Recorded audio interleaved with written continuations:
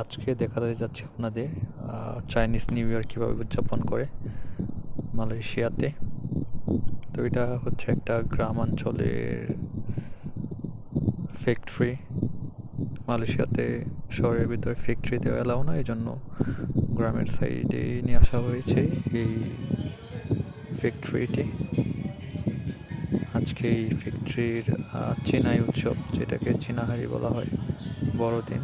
এখানে বেশিরভাগই খ্রিস্টান মালয়েশিয়াতে। তো এখানে দেখতে পাচ্ছেন গ্রিল করা হচ্ছে, কাবাব করা হচ্ছে চিকেনের। এগুলো হচ্ছে অতিথিদের জন্য চেয়ার টেবিল অ্যাজ ইউজুয়াল বাংলাদেশের মতো। আর এখানে দেখতে পাচ্ছেন বফেট, সবার জন্য রেডি করা হচ্ছে। এই ডান পাশে দেখতে পাচ্ছেন যারা চীনা আছে এদের জন্য, আর বাম পাশে হচ্ছে বাংলাদেশিদের জন্য।